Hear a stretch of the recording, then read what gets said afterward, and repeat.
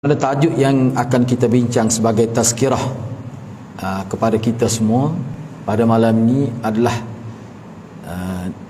penyebab rosaknya amal, penyebab rosaknya amal. Buku ni walaupun kita tengok saiznya saiz poket lah, kecil saja, tapi sebenarnya sangat bermanfaat. Sangat bermanfaat sebab kitab ni sebenarnya saya dah khatam pun di satu surah kan. Jadi saya dapati ialah sebelum ni saya baca yang teks Arab tu, cumanya alhamdulillah ada terjemahan.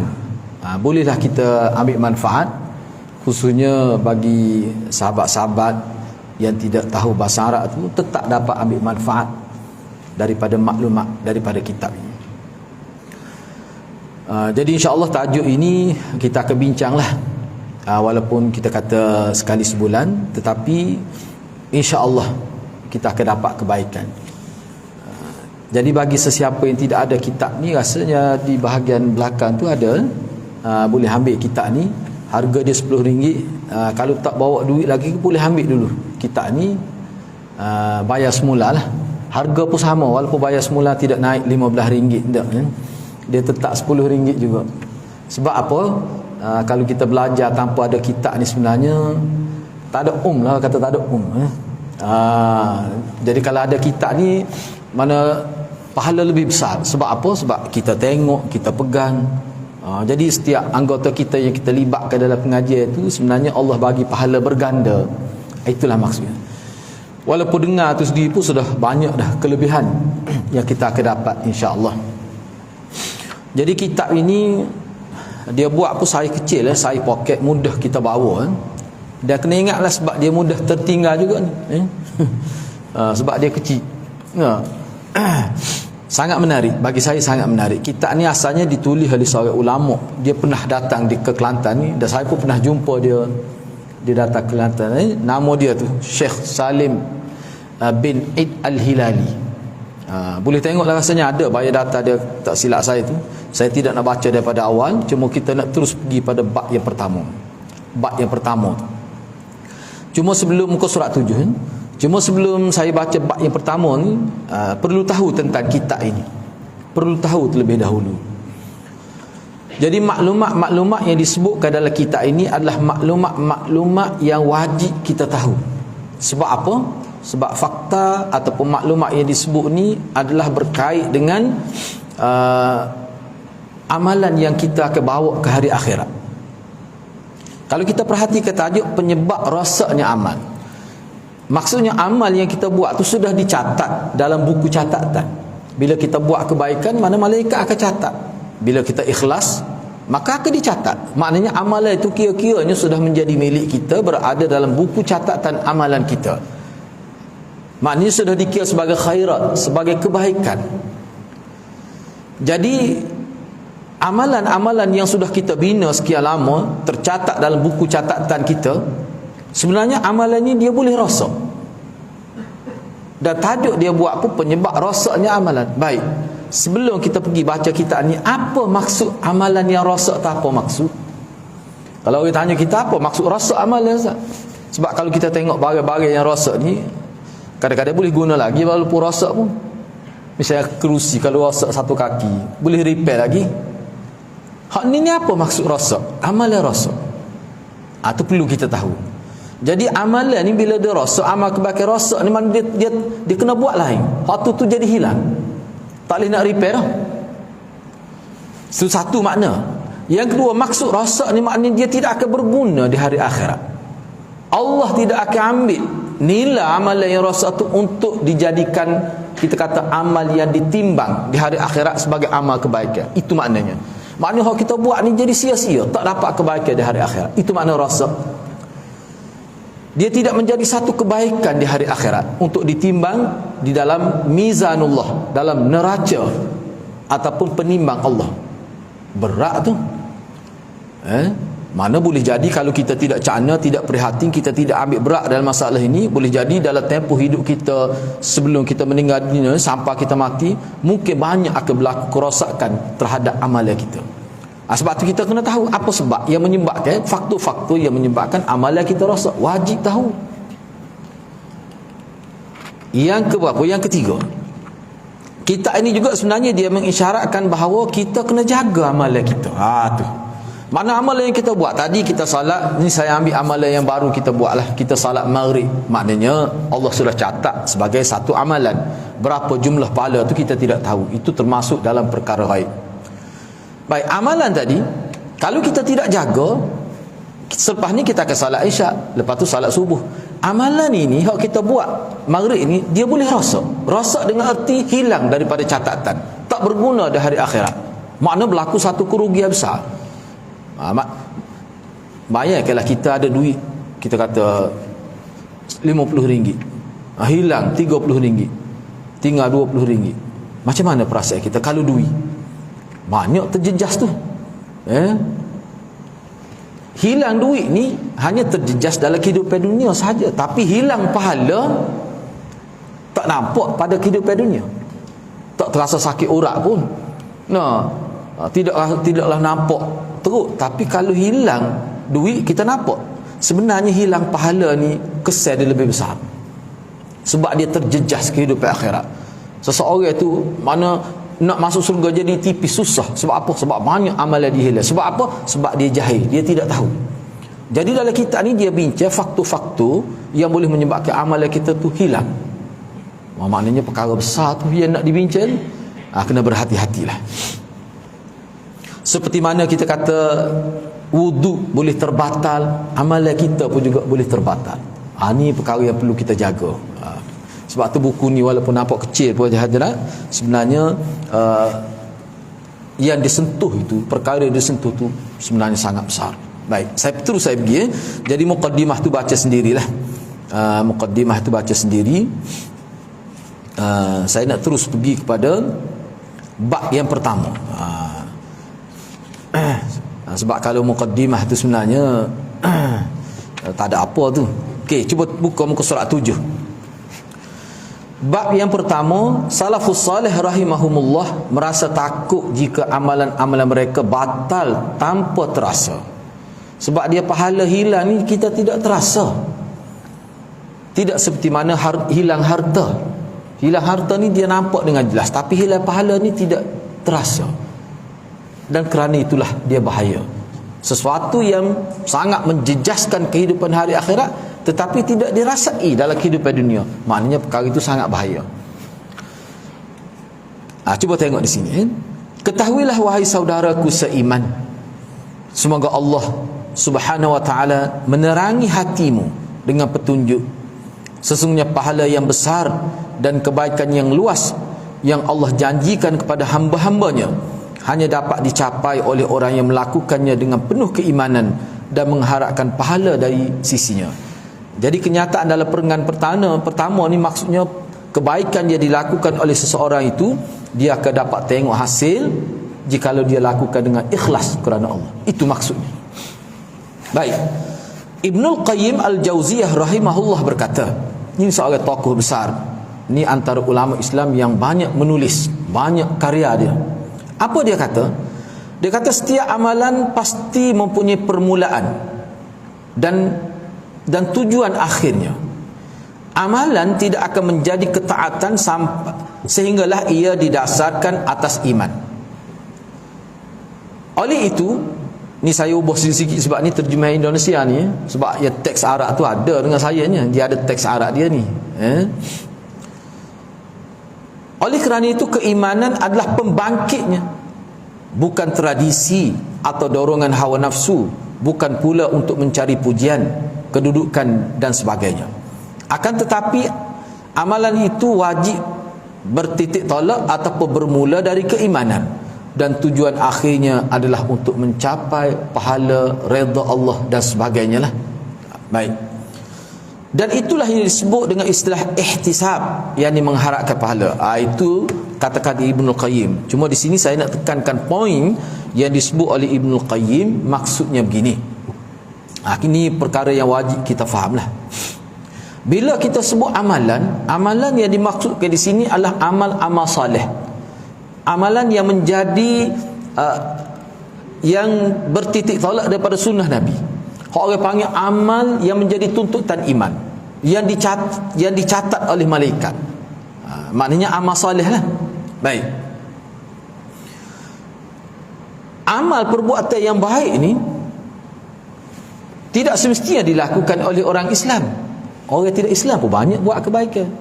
Buat baik pada bapak, buat baik pada jiran. Kalau berlaku bencana alam, bukan orang Islam saja yang sanggup menghabiskan harta untuk membantu. Cuba tengok pengalaman kita di Kelantan 2014 lah.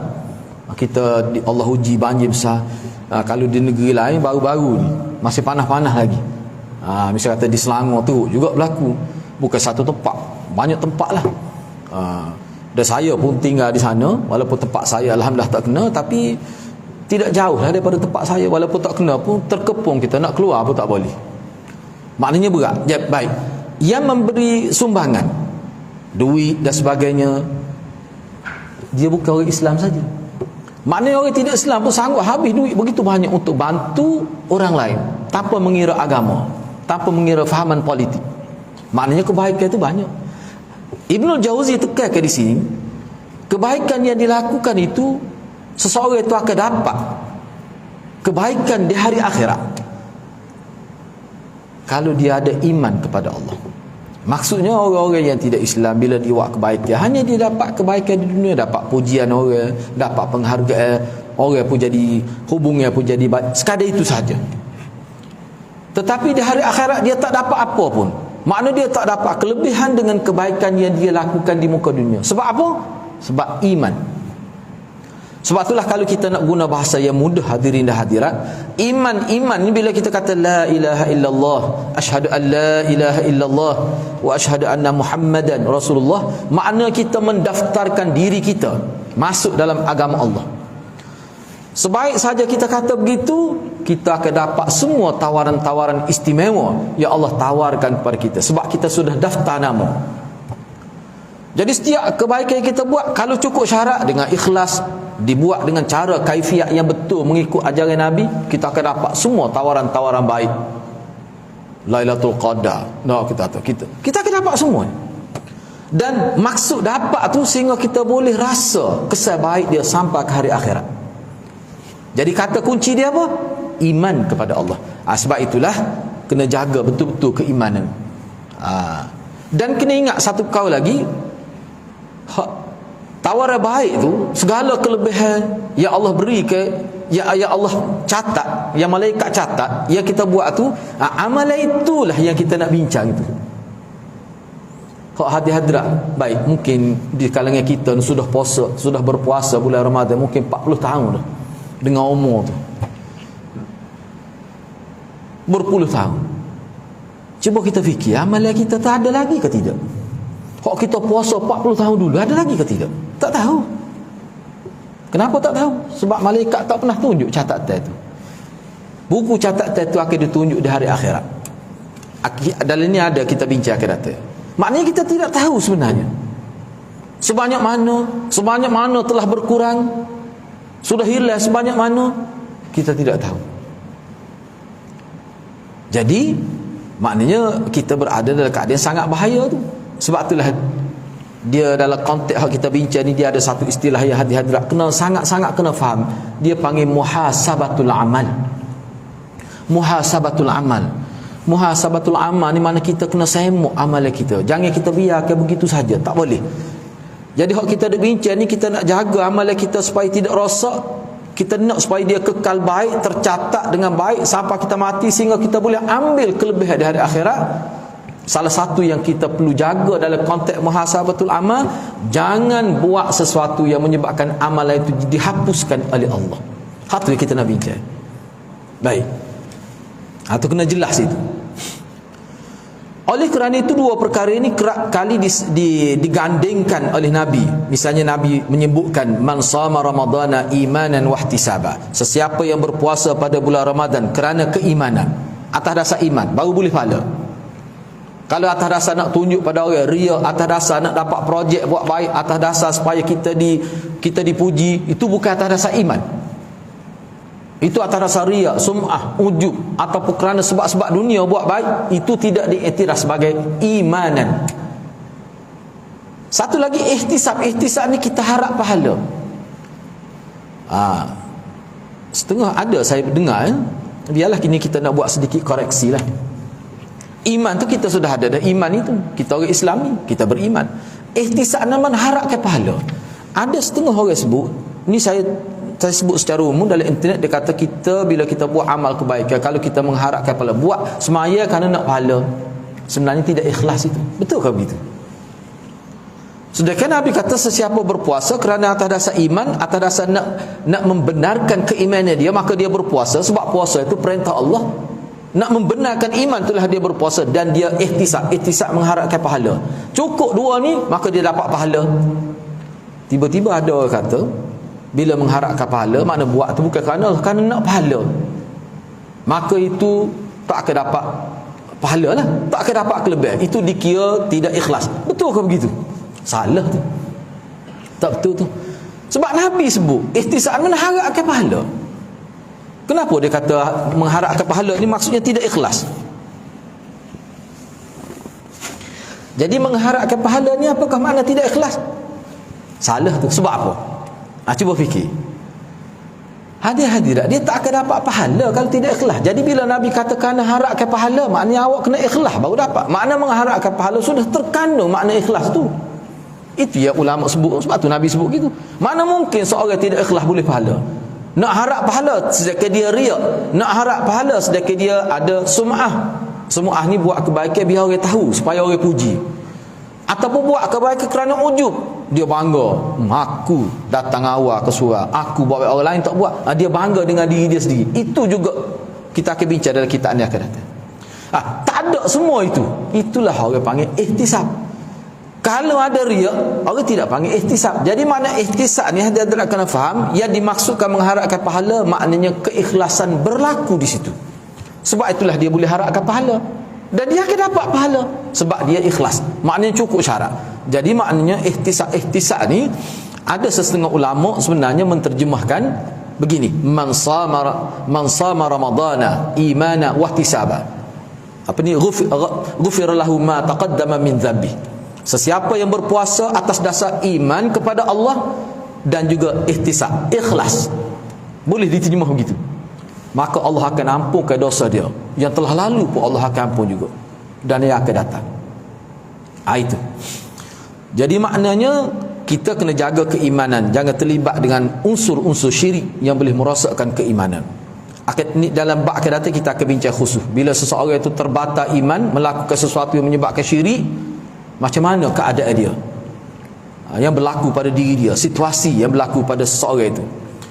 Begitu juga Nabi sebut man qama lailatul qadri imanan wa ihtisaba. Sesiapa yang bangun pada waktu malam, beribadat pada waktu malam. Ni malam qadar, lailatul qadar. Sesiapa yang bangun salat pada malam lailatul qadar. Kadang-kadang kalau kita kata malam qadar ni, orang kita pada lailah tu malam dah. Malam Lailatul Qadar. Supaya bukit Jabal Kubih lah. Jabal tu mana bukit dah. Tapi orang kita ni gitu. Nak macam mana? Jadi kalau kita sebut malam Qadar tu makna Lailatul Qadar lah tu. Sesiapa yang bangun salat pada malam Qadar kerana iman dan mengharapkan pahala, dia akan dapat kelebihan. Sampai apa? Nilai salat dia seperti 1000 bulan. 1000 bulan. Baik. Jadi dalam hadis ni pun Nabi sebut juga, maknanya hadirat kena pegang dua perkara ni. Bila kita buat ibadat dalam keadaan kita percaya kepada Allah, tidak rasa iman itu, dan kita ikhlas, barulah kita dapat kelebihan. Jadi selepas ni kita akan bincang dalam siri-siri akan datang apa makna ikhlas tu, apa maksud. Ada ketidakamalan yang boleh merosakkan ikhlas itu. Saya ambil contoh mudahlah supaya hadirat faham. Ni sebagai muqaddimah untuk perbincangan. Kalau orang belajar itu dia panggil bara'atul istihlal lah. Mana kita sebut gambar secara umum dalam perbincangan sebuah kitab, itulah kita akan bincang. Itu dia panggil bara'atul istihlal. Memberi info secara umum, maksudnya secara kasarnya perbincangan ni inilah yang akan disentuh. Saya ambil contoh beginilah mudah. Ni kayak kita tengok bawah putih ekor dalam masjid itu ni. Banyak juga kita tengok ni. Memang terasa sejuk semua ni. Kita katalah 10 butir lah, contoh saja ni lah. Ada seorang mui. Katakanlah dia bui tu sudah 5 tahun dah, katakanlah. Alhamdulillah banyak pahala tu. So orang guna 5 kali sehari. Lepas tu buat kuliah banyak program, mana banyak boleh pahala. Tiba-tiba pada tahun kelima tu, contoh, dia ajak imam pergi salat hajat di rumah dia. Imam kata, Allah minta maaf saya tak boleh pergi, tapi tak apalah, kita suruh AJK kita lah pergi. Katakanlah berlaku gitu. Dia pun marah. Orang kata tu imam tu tak kenal budi. Padahal kau tu aku yang buh tu. Kau tu aku yang buh. Aku ajak mari rumah aku tak semari. Kira orang lain, kira AJK. Aku nak tu imam mari. Dia tak ingat tu kau tu aku buh itu. Apa? Orang panggil apa tu dalam agama? Tu dia panggil dia panggil tamanna. Apa ni? Dia panggil mannan. Mannan tu makna mengungkit. Kita akan bicara, cuma saya sebutnya gambar rosaknya. Bila dia kata gitu, maka dia boleh pahala 5 tahun. Orang dia guna ekor tu, Allah hapus semua tu. La tubtilu sadaqatikum bil manni wal adha. Dalam Quran sebut, jangan kamu rosakkan nilai sedekah-sedekah kamu dengan mengungkit dan menyakitkan hati orang yang kamu buat kebaikan. Jadi dengan sebab dia weka, dia nak kontrol AJK masjid. Kalau aku kata mari, mu kena marilah. Sebab ekor ni aku dengar dia bercakap gitu, mengungkit gitu, ekor dia tetap sejuk, tapi pahala tak dapat. Ulama kata bagaimana dia nak dapat semula kebaikan tu? Dia kena tajdidun niyah, dia kena perbetulkan semula niat, dia kena bertaubat, dia kena betul semula. Betul semula tu maksudnya dia bui ni ikhlas kerana Allah SWT. Hak kesilapan tadi tu dia kena minta ampun dengan Allah, dan dia kena perbetulkan niat dia. Tapi hak 5 tahun tu tak ada dah. Allah tidak akan ganti dah, hilang begitu saja. Itu hak kita nak bincang dalam kitab ni. Tu saya sebut satu contoh saja tu. Nah, ya tidak kalau lagi tu. Kat ekornya lepas pada kecek gitu, mampu kerah ekor. Rosak habis ekor. Tak rugi. 5 tahun dah dapat pahala. Tapi sekali ungkit, rosak habis pahala dia. Pahala lain tak, pahala ekor tu lah. Hak lain tak rasa. Itu maksud perbincangan kita ni. Besarnya tu. Baik.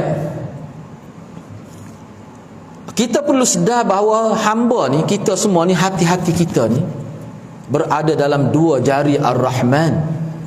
Dia boleh membolak-balikkan hati kita bila-bila masa. Sebab tu Nabi ajar kita berdoa, ya muqallibal qulub tsabbit qulubana ala dinik wa ala ta'atik. Ya Allah, wahai Tuhan yang membalik-bolakkan hati-hati manusia, teguhkanlah hati kami semua ni di atas agamamu dan di atas ketaatan. Kena doa semua tu hadirat. Kita doa untuk kita doa untuk semualah kawan-kawan kita, sahabat-sahabat kita. Kita kena niat begitu. Barulah hubungan kita tu secara zahir pun baik, rohani pun baik juga.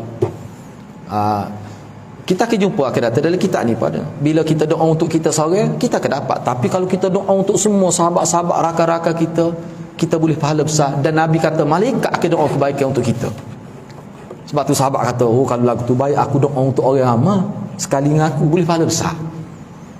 Itu baik.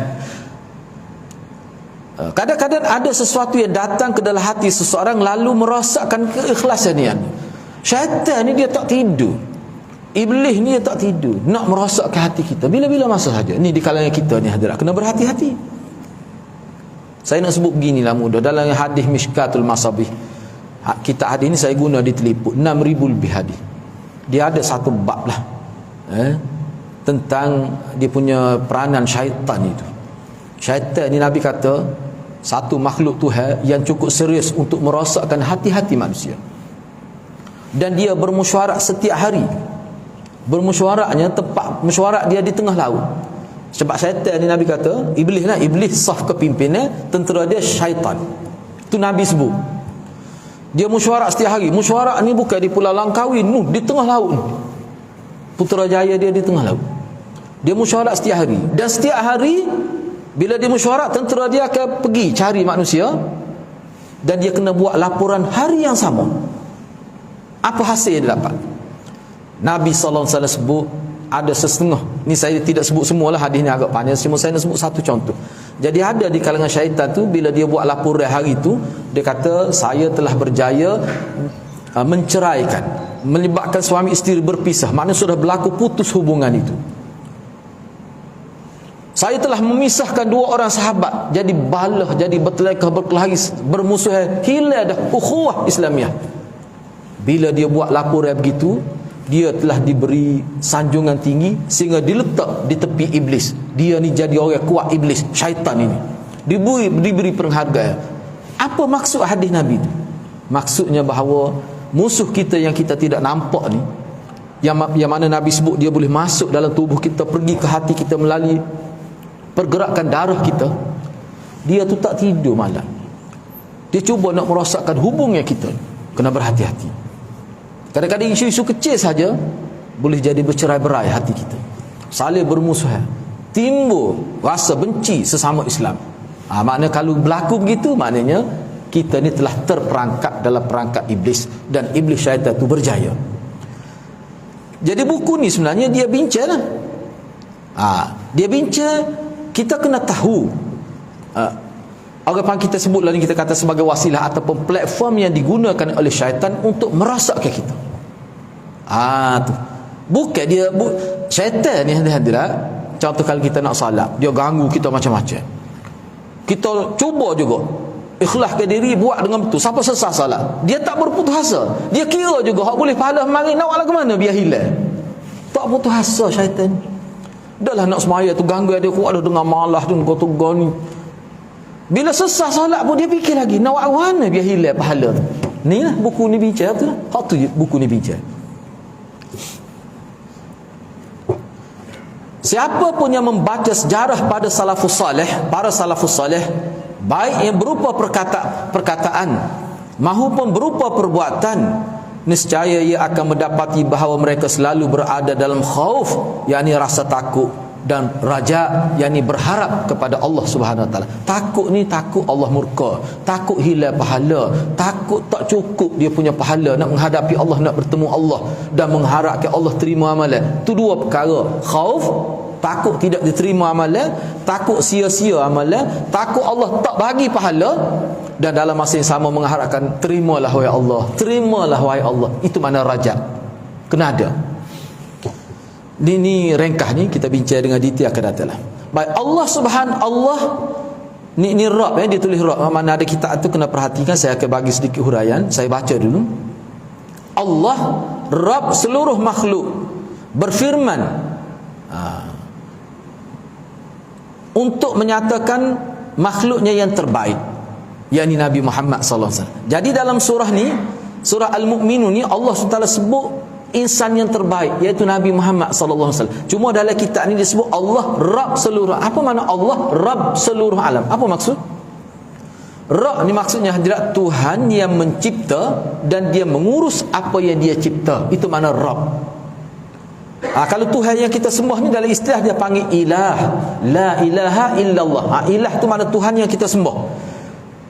Tuhan itu juga dia menciptakan dan dia mengurus alam. Tu dia panggil Rabb. Alhamdulillahi Rabbil Alamin. Rabb itulah segala pujian bagi Tuhan Rabb yang mencipta alam. Kita semua ni. Kalau saya tanya hadirat lah, siapa dia boleh bagi tahu kepada saya makhluk tu apa? Kalau orang tanya kita lah, apa maksud makhluk? Kayak dia ada dua, Khaliq dan makhluk. Makhluk ni apa? Takrif dia. Kalau kita belajar kitab, kalau kita belajar sifat 20 pun dia ada sebut dah tu. Makhluk ni maknanya ma siwallah. Selain Allah semuanya makhluk. Malaikat, nabi, semua selain Allah, semua tu dia panggil makhluk. Makhluk ni maknanya yang diciptakan oleh Allah. Okey, baik. Jadi dalam ayat ini, ayat 57 hingga ayat 60 suratul Mu'minun, Allah menyifatkan Nabi Muhammad. Allah sebut ciri-ciri Nabi Muhammad sebagai insan terbaik. Sebab perlu kita tahu tentang Nabi ni, sebab dia tu jadi qudwah kita, jadi model ikutan kita. Kena tahu. Orang tak tahu tentang Nabi, dia nak ikut macam mana? Tak pernah tahu pun tentang hadis Nabi. Masjid pun tak mari. Kalau mari pun pilih ustaz ni bagus tu. Jenis ada anak murid jenis cerdik pasal tu. Oh ni tak boleh, ustaz ni tak boleh ni. Dia adalah saya tak belaga dengan dia sub perkara. Walaupun 4,000 lagi saya belaga, saya tak belaga. Tak boleh, ustaz ni tak boleh. Ada jenis anak murid penyakit tu. Ada jenis anak murid penyakit tu. Tapi kalau pergi ke hospital pun doktor tak nak kesah tu. Doktor kata segar dia jatuh pun molek, tapi ada penyakit. Tu berat penyakit tu. Tak apalah akhir datang kita akan situ. Ada akhir datang tu. Cuba kita tengok ayat ni. Innal ladzina hum min khasyati rabbihim mushfiqun wal ladzina hum bi ayati rabbihim yu'minun wal ladzina hum bi rabbihim la yusyrikun wal ladzina yu'tuna ma ataw wa qulubuhum wajilah annahum ila rabbihim raji'un.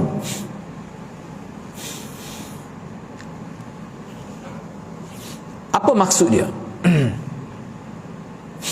Sesungguhnya orang-orang yang berhati-hati sentiasa berwaspada kerana takut akan azab Tuhan mereka, dan orang-orang yang beriman dengan ayat-ayat Tuhan mereka, dan orang-orang yang tidak mensyirikkan dengan Tuhan mereka apa-apa pun, dan orang-orang yang memberikan apa yang telah mereka berikan dengan hati yang takut, kerana mereka tahu bahawa sesungguhnya mereka akan kembali menghadap Allah SWT.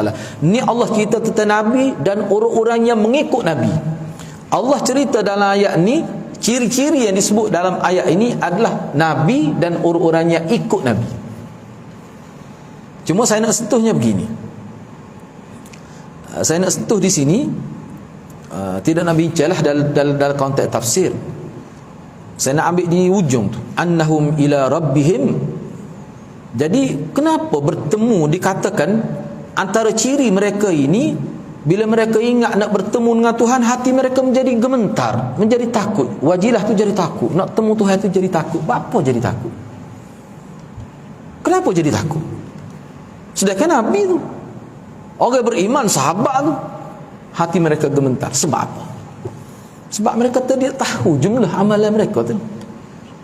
Lama kita jumpa Tuhan. Sebab jumpa Tuhan ni, kalau saya tanya hadirin, apa maksud wa ila rabbihim raji'un? Kepada Tuhan mereka kembali. Apa maksud kembali Tuhan?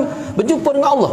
Kita ni dalam riwayat sebut, hadis sebut, bila kita dibangkitkan daripada kubur kita, malaikat kerah kita, dalam keadaan terpaksa kita pada hari itu, semua akan pergi ke satu tempat dengan dikawal kiri dan kanan oleh malaikat, pergi ke satu tempat yang dipanggil mahsyar. Mahsyar di mana satu padang yang luas saujana. Semua manusia yang pernah hidup di muka dunia akan ditempatkan di satu tempat. Nama tempat itu mahsyar. Untuk apa? Untuk bertemu Tuhan mereka. Apa maksud bertemu itu apa? Para ulama menyebutkan maksud bertemu Tuhan yang menyebabkan Nabi puasa gerun, orang-orang beriman puasa gerun, kerana jumpa Tuhan ni maknanya Allah akan semok amalan kita. Dia panggil mahkamah Allah. Kalau saya nak sebut hadirat, biarlah saya nak sebutlah, sebab kita sebagai muqaddimah. Kita bertemu dengan Allah ni hadirat, duduk di pada mahsyar tu sangat lama. Setengah ulama kata tahu berapa ribu tahun duduk di situ. Bukan sebut duduk, tapi berdiri. Dia panggil ashabul mawaqif, dia panggil. Bila manusia berhimpun di pada mahsyar tu, orang yang berhimpun di situ dia panggil ashabul mawaqif. Orang-orang yang berada di tempat bukan duduk, dia berdiri. Semua berdiri. Sangat lama. Hadis ni panjanglah, kalau nak cerita pun tidak sempat. Cuma saya nak sebutnya, tujuannya apa? Berdiri tunggu perbicara. Jadi di situ Allah akan kira saya, semua kita ni.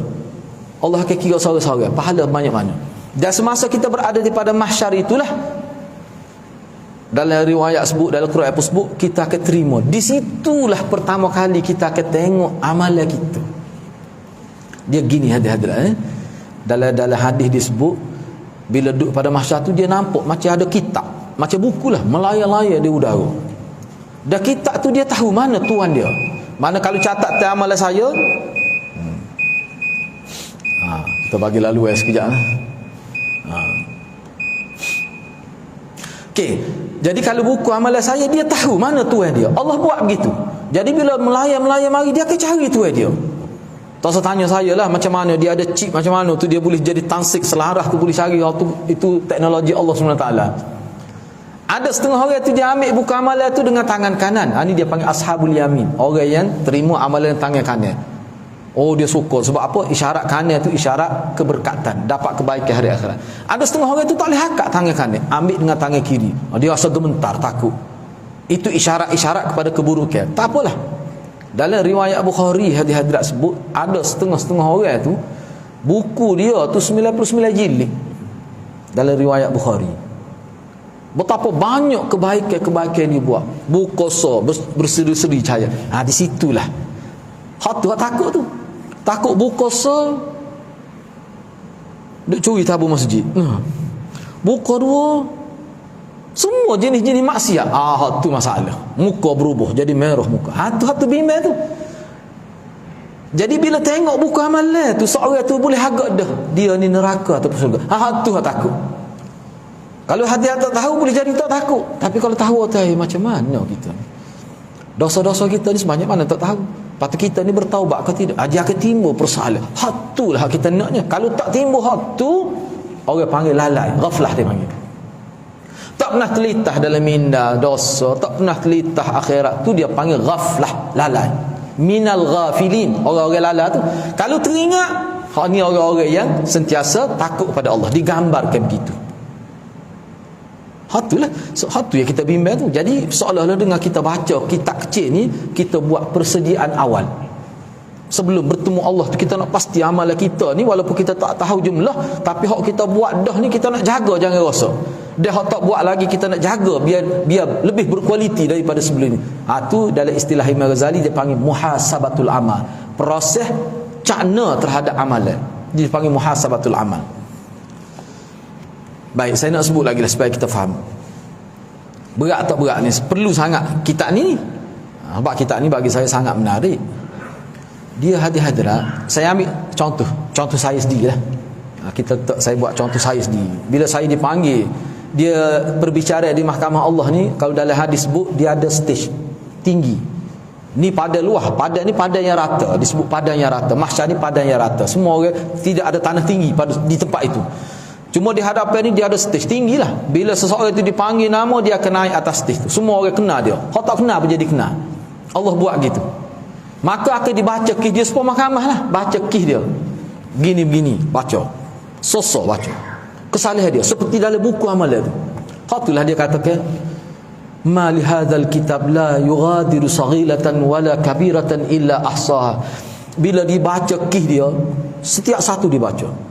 Dalam catat dia baca. Bila dibaca dia tengok, betul. Dia kata, kitab apa ni? Nak aku sebut semua. Ada semua kesalahan aku buat di muka ni. Kitab apa ni? Terkejutlah. Tu. Biasanya hak kata gitu tu hak banyak kesalahan. Baik, itu satu. Maknanya bila dibaca kitab yang dia telah terima tu, dia akan semak balik. Betul seperti malaikat baca. Semua ada catatan. Mana selaras dengan apa dibaca malaikat, dengan buku catatan yang dia terima tu sama. Maknanya sudah berlaku satu penyabitan. Baik, Allah SWT ni maha rahmat, maha adil. Kemudian Allah nak buktikan benar supaya orang tidak boleh komplain. Maka setiap kesalahan dibuat tu Allah tampilkan saksi. Saksi yang mula-mula sekali adalah tubuh badan manusia itu sendiri. Mulut tak boleh bercakap. Yang menjadi saksi dia mencuri, tangan dia sendiri, bulu roma, kaki dia, seluruh anggota jadi saksi. Dia kata tangan kata saya yang ambil duit tabung masjid tu. Saya yang curi harta rakyat tu sampai berbilion tu. Sayalah, dia kata. Dia sebut orang ni. Patu hakim pun ada terlibat juga. Saya pubui juga sikit ke hakim tu. Dia kata dah. Ke SPRM tu saya bagi juga. Dia kata sikit. Dia rakyat belakang, tangan boleh kecek gitu. Jadi SPRM pun duduk dengar tu. Dia duduk dengar tu. Dia kita harap pun dia dengar lah ni. Dia dengar belakang tu. Politik jahat-jahat tu duduk tipu harta ayat tu duduk dengar belakang. Kita harap dia dengar lebih awal sebelum mati. Dengar. Baik. Jadi mulut tak boleh nak buat apa. Sebab apa? Saksi dia tu anggota dia sendiri. Kalau ada saksi lain dipanggil orang lain. Tapi saksi paling mantapnya ada wa syahida syahidun min ahliya. Yang menjadi saksi adalah diri dia sendiri. Itu yang kedua. Yang ketiga, semasa nak pembuktian kes itu, ada video. Dia tunjuk video. Maknanya jelas. 3 tu. Lepas tu bila sudah tahu, okey, ni dosa dia sebenarnya ni dosa diletak di sebelah kiri, kelebihan diletak di sebelah kanan. Ni proses akhir. Selepas 3 peringkat tu, proses terakhir ditimbang amalan itu. Timbang ni, alat penimbang tu disebut dalam hadis, dia ada ceper dia. Alat, dia tidak guna alat digital, dia guna alat penimbang tu sepuh lambai Barisan Nasional tu. Dia ada ceper 2, ditimbang. Jadi sebelah kiri amalan jahat, sebelah kanan amalan baik. Jadi bila ditimbang tu, manusia bodoh pun dia boleh tahu bila amalan yang, bila ceper tu jatuh ke bawah, maknanya hak tu lah hak banyak. Hak tu lah dia bimbang dalam sebut ayat bimbang tadi tu. Agak-agak hadirat kalau kita lah yang, saya lah yang dibicarakan tu, bila-bila tengok timbang tu, tengok amalan baik naik ke atas, hak jahat tu ke bawah, agak-agak lagu mana perasaan? Tak boleh nak buat gapo dah masa tu. Tak boleh nak buat gapo, lagu mana? Dia mari lalu dalam kepala neraka dalam. Dia mari lalu dalam kepala. Sebab manusia yang ada pada hari itu semua dia tahu. Kita ni akan pergi kepada 2 destinasi, sama ada nar, neraka, ataupun jannah, syurga. Hatu. Bila ditimbang sudah terbukti dia ni banyak amalan jahat sehingga amalan baik melambung naik ke atas, amalan jahat tu turun ke bawah. Pada waktu itu dia akan disenaraikan orang yang berada di sebelah kiri bersama dengan orang jahat, diletak satu tempat.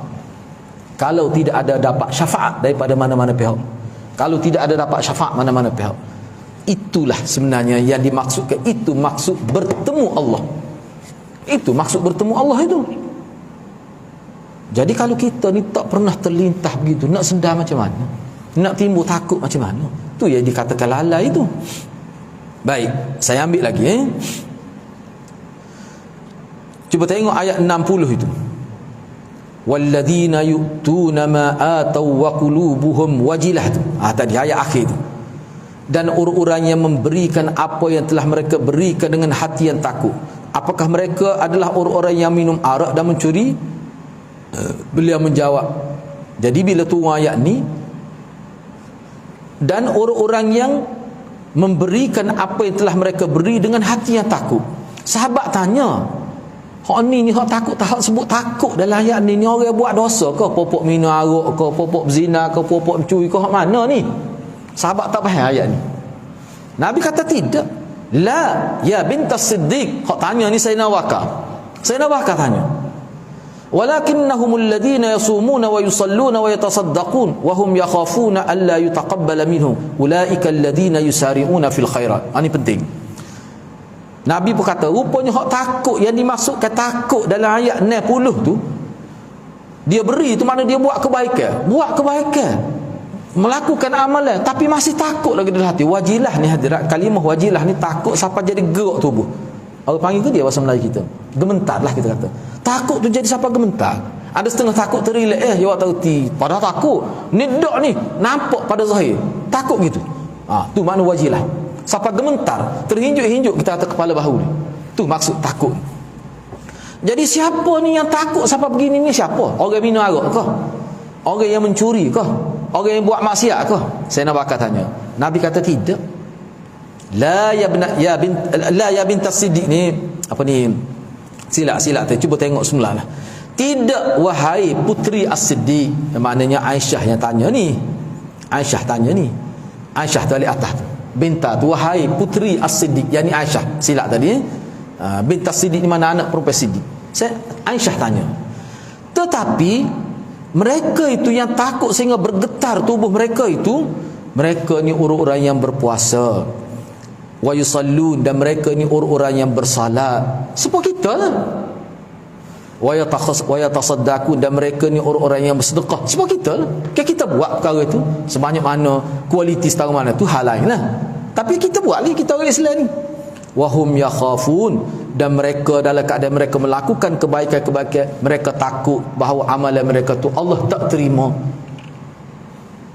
Mereka itulah dengan sebab ketakutan itu, dengan sebab kesedaran yang tinggi itulah, ulaikal ladzina yusari'una fil khairat, kesan daripada itulah mereka berlumba-lumba untuk buat kebaikan. Jadi makna takut amalan tak terima, buat tu tak apa, Allah kalau Tuhan tak terima ni buat, kesan dia apa? Dia akan jadi berlumba-lumba buat kebaikan. Orang yang tak takut ni hanya adalah orang lalang seperti saya sebut tadi. Relax dia hidup kita macam mana, kita ni umur tua dah, umur 50 60 dah. lagu mana kita nak jumpa Tuhan sasa? Luluh ke tidak di mahkamah Allah? Kalau tak luluh lagu mana? Mak tak boleh tolong. Anak pun tu berlaku perangai, anak pun tak mayar misalnya. Kalau orang ada kesedaran tu, insya-Allah berlaku perubahan walaupun di akhir usia. Hak bimbangnya tak ada wajilah tu. Tak ada takut tu. Oh dahsyat hati-hati. Hidup relax, tak ada takut apa dia. Padahal dia semua, kita semua akan pergi bertemu Allah. Itu maknanya orang itu sebenarnya dia sedar atau tidak sedar, dia berada dalam satu situasi yang sangat bahaya sebenarnya. Itu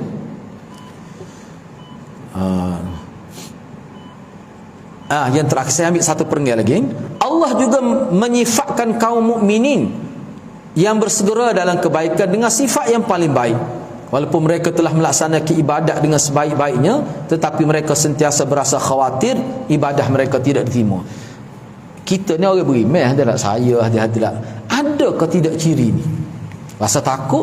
Lepas tu bila dah buat kebaikan ni, bersungguh, ada ke tidak pada kita? Mana kalau tidak ada, mana kena usaha tu. Sebab orang beriman sebenar, seperti yang disebut dalam ayat ni, dia sifat dia gitu. Kalau benda buat baik ni, dialah yang mendepani kebaikan tu. Kalau dalam diri kita tak ada tu, maknanya kita kena cermin diri kita, mana kita berada dalam keadaan yang tidak selamat tu. Walaupun sihat, nampaknya zahir tu. Ni.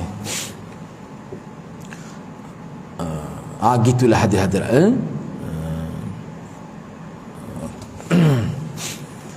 Bukan khawatir Allah tidak memberikan pahala kepada mereka. Sekali-kali tidak begitu.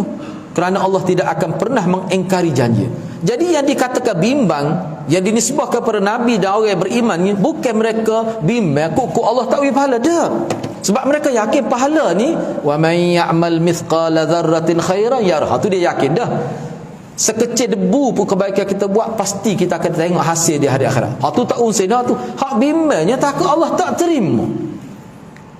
Kalau Allah terima pun tak sedar, hilang sikit-sikit pahala tu. Hak tu hak bimbangnya. Sebab tu buku ni buat tu nak suruh jaga hak ada dah. Hak tak buat lagi tu tak apalah. Hak buat dah ni. Hak telah dicatat sebagai pahala ni. Takut hak tu hilang sikit-sikit. Hak tu hak bimbangnya. Kemudian Allah sebut wa ammal ladzina amanu wa amilus salihat fayafihim ujurahum. Adapun orang-orang yang beriman dan mengerjakan amal-amal yang soleh, maka Allah memberikan kepada mereka pahala amal mereka dengan sempurna. Hak tu tak using bila kita buat kebaikan, misalnya kita salat tadi, kita berzikir, bila buat cukup syarat, kita tak using Allah akan terima. Dia tak using tu, dia using takut hilang selepas terima tu. Dia bimbang takut using takut hilang selepas dicatat hak tu bimbang. Sebab kita ni tak ingat dah pahala kita buat sebelum ni, tak ingat dah. Tu hak bimbang. Bahkan Allah akan menambahkan untuk mereka kurnia dia, kebaikan dan nikmat. Hak tu kita tak using. Kalau kita buat baik, Allah boleh gandakan. Hak tu kita tak using. Kita bimbang takut Allah delete, Allah hapuskan dengan sebab kesilapan kita di muka ni. Hak tu yang dikatakan Nabi pun bimbang, Sayyidina Abu Bakar pun bimbang, sahabat-sahabat bimbang, Aisyah pun bimbang. Hak tu lah. Okey, jadi untuk seterusnya tu rasanya kita bincang pada sesi akan datang lah, insya-Allah. Jadi kita berhenti setakat itu dulu. Okey, ada apa-apa persoalan kalau ada? Kalau ada nak tanya boleh, dipersilakan.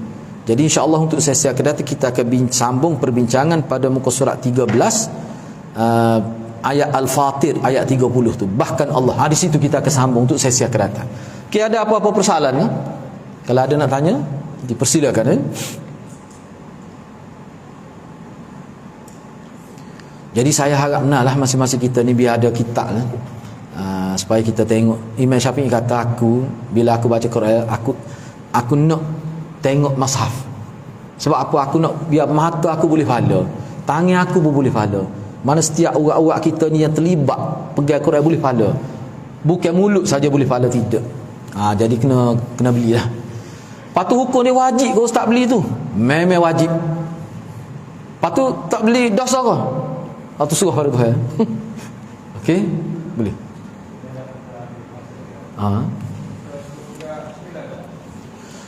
Muka surat 9, buka dah muka surat 9 ya.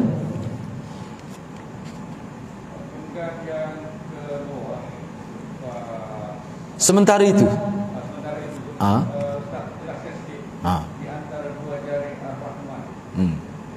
Okey, cuba buka muka surat 9. Saya baca sekali lagi lah ni.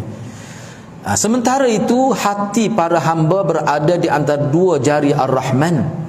Dia membalik bolakkan sesuai dengan ini hadis sebenarnya. Dalam ayat Quran ada sebut Allah ada tangan. Ialah kita tidak nak bicara itulah. Setengah ulama kata tangan tu tangan, cuma tangan lagu mana wallah alam, mana tak mau tahu. Ada sebut jari pun gitu juga. Jari. Setengah memang Allah sebut dah ada jari. Maknanya setengah ulama kata memang jari lagu mana wallahu alam. Kita tak tahu. Tak boleh nak gambar ke jari Tuhan. Cuma dia sebut ada jari. Sebab tu kita tak akan kata Tuhan ada 3 jari. Jangan kata. Sebab Tuhan sebut 2. 2 jari ni yang saya fahamnya maksud Allah, sama ada kita nak faham Allah benar-benar ada jari, tapi jari yang sesuai dengan dia, tidak seperti jari makhluk, ataupun dengan maksud isyarat, sebagai isyarat. Hati manusia ni seolah berada di 2 jari Tuhan, itu bahasa isyarat. Nak menggambarkan betapa manusia ni seolah ada seperti telur di hujung tanduk lah. Bila-bila masa Allah boleh hubah dia. Sebab tu dalam hadis sebut ada setengah umat Islam tu pada waktu pagi Islam. Nah, tiba-tiba waktu petang jadi kafir. Lepas tu jadi kafir. Lepas tu Islam balik jadi kafir. Jadi kafir Islam balik. Begitulah berlaku. Itu hati manusia. Sebab tu kena doa. Jadi seolah-olahnya yang membalik ke hati manusia tu siapa? Allah lah. Jadi seolah-olah berada di dua. Allah boleh buat bila-bila masa. Sebab tu kita kena mohon kepada Allah, ya muqallibal qulub tsabbit qulubana ala din. Itu maksud dia.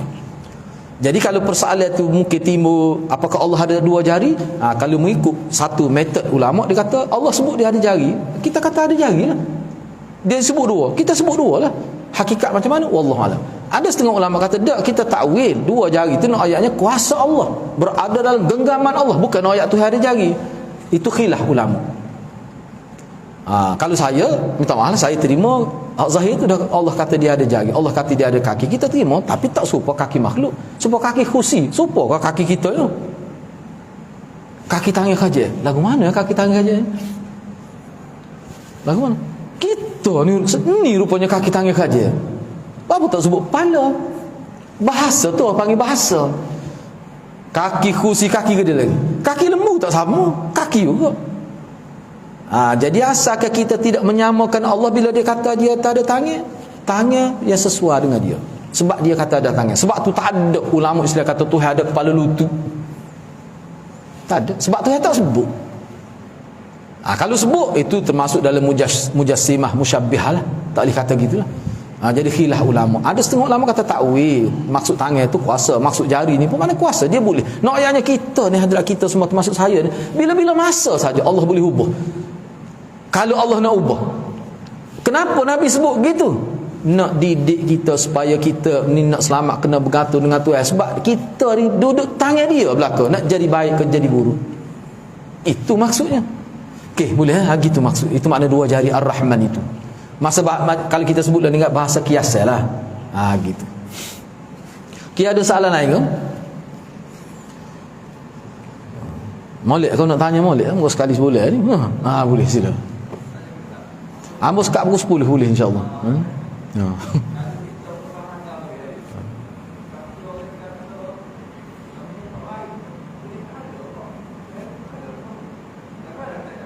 Cuba ulas sekali lagi.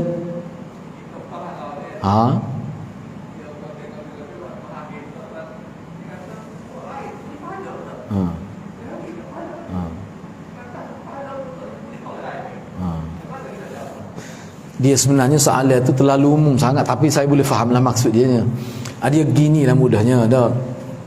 Misalnya kita tegur seseorang tu kata semaya kan, atau jangan duduk mengupak kita tu, lepas tu dia kata duduk sibuk hal orang tu mudi tu setara mana pahalanya. Misalnya gitulah, lebih kurang gitulah maksudnya. Sibuk cara mudi banyak mana pahala. Dia tanya kita nak jawab lagu mana? Ayat tadi lah, siapa dia buat baik Allah akan balas baik. Walaupun kecil kebaikan dia sebesar zarah, Allah balas baik. Jadi hal tu kita tak tahu. Cuma lah ni kalau kita boleh kata ke dia, aku minta mu ni jangan duk mengumpat, sebab mengumpat tu hal tak baik. Contoh yalah. Jadi jangan buatlah. Jadi sebab aku sendiri aku minta supaya mu jangan mengumpat, aku boleh pahala. Mu pun begitu juga. Jadi pahala sebanyak mana tak tahu. Sebab tu kita jangan buat dosa, tapi kena buat pahala. Sebab kita tidak tahu. Kena jawab begitu. Dan setiap orang buat baik kena yakin. Sebab tu tadi kita sebut Hak Nabi bimbang, sahabat bimbang tu bukan bimbang takut tak dapat pahala tu confirm dapat. Innallaha la yukhliful mi'ad. Bila kita buat baik pasti akan dapat walaupun seberat debu tadi. Dan Allah bila dia janji, dia tidak mungkin janji. Hak tu ulama Nabi tak bimbang tu. Hak bimbangnya takut tak cukup. Tak cukup tu boleh jadi tak cukup sengaja, boleh jadi kerana hilang semasa di dunia. Itulah buku ni ayatnya. Hilang tu. Sebabnya Allah SWT dalam sistem agama Allah ni, dia boleh hilang pahala kalau tak jaga. Dalam sistem Islam ni, orang yang buat baik tu dia boleh hilang pahala kalau dia tak jaga. Seperti saya buat contoh tadi lah, akon 5 tahun. Dia tak jaga, dia mengungkit. Apalah EJK masjid tu. Makna akon tu aku bui, aku ajak mari rumah tak usah mari. Tu punah jana habis. Mana pahala yang sudah dapat 5 tahun hilang semuanya. Itulah sebenarnya bahaya. Hatu bimbang. Patu hak ni salah satu kebimbangan yang paling besar, takut Allah tak terima amalan. Dahsyat ada. Habis homo buat baik. Tiba-tiba hak dia buat tu benda hak tak selarah dengan sunnah Nabi. Oh nanya. Baik. Misalnya ni enggak peringatan satu ayat Quran. Qul hal nunabbiukum bil akhsarina a'mala alladhina dhalla sa'yuhum fil hayatid dunya wa hum yahsabuna annahum yuhsinuna sun'a. Tu ayat Quran. Nabi kata pada sahabat dia, "Munakkah kalau aku cerita kepada kamu orang yang paling rugi amalan dia? Bukan dia tahu akhir, bukan dia tahu amal, tapi rugi. Rupanya kerugian dia ni alladhina dhalla sa'yuhum fil hayatid dunya." Orang yang sesat dalam beramal. Ulama kata orang buat bid'ah tu, baca Quran pun tak kena cara Nabi, berzikir pun tak kena cara Nabi, berdoa pun tak kena cara. Hak dia buat tu benda molek tapi buat tak kena cara. Pergi kubur pun tidak ikut disiplin Nabi, mari masjid pun tak ikut disiplin Nabi buat. Nampak buat baik tak boleh pahala sebab tak ikut disiplin. Itulah yang maksud sesak dalam amal tu. Wahum yahsabuna annahum yuhsinuna sunna. Sedangkan dia semasa di dunia dia yakin dialah orang yang paling banyak buat kebaikan. Tiba-tiba di hari akhirat rugi. Tak bimbang tu. Kena bimbang tu. Takut kita termasuk dalam tu, tak nanya tu. Sebab tu kita kena pastikan amalan kita ni daripada salat sampai zikir sampai doa, semua yang kita buat pastikan dia, kita kena tahu Nabi buat macam mana. Dan kita kena ikut betul cara tu. Kalau kita tak ikut cara Nabi, tu bimbang lah, bimbang. Ni bimbang ni. Sampai di hari akhirat tengok kosong. Sebab dalam hadis Nabi sebut ada setengah orang itu bila bangkit di hari akhirat tengok pahala dia sebesar gunung Tihamah. Gunung Tihamah ni besar. Tiba-tiba gunung itu terangkat ke udara, dibusar oleh angin jadi debu hilang. Maknanya pahala sepatutnya dia dapat sebesar itu, tapi tak dapat sebab apa? Sebab dia tidak ikut tata cara Nabi dalam beribadat. Sepatutnya sebanyak itu dia boleh, tapi tak dapat sebab dia tidak melakukan ibadat seperti yang Nabi nak. Hak tu kita bimbang tu. Hak ni kita balik bicara kita ni satu sudut saja hilang pahala. Tu bahaya hadirat. Sebab tu kena berhati-hati sungguhlah. Sebab tu kita kena sentiasa berdoa. Sebab tu kalau kita sayang kepada sahabat-sahabat kita, kalau kita tengok dia buat tak kena dengan sunnah Nabi, kita kena peringatkan dia. Dan kita kena rasa bertuah kalau ada sahabat kita tegur kita, tidak lagu tu, ambil wuduk tidak begitu, Nabi tidak ambil wuduk begitu, Nabi ambil wuduk gini. Saya pernah tegur tu. Ada seorang tua tu, biarlah panjang sikit pada sebab saya tu mari jauh ni. Ada seorang tua hadirat. Habis sabari tak klik kapur ni, tak nak jumpa saya. Hadirat, saya pernah tegur seorang tua sebab saya tengok dia ambil wuduk tu pelik terlajuk, tak serupa dengan Nabi ajar.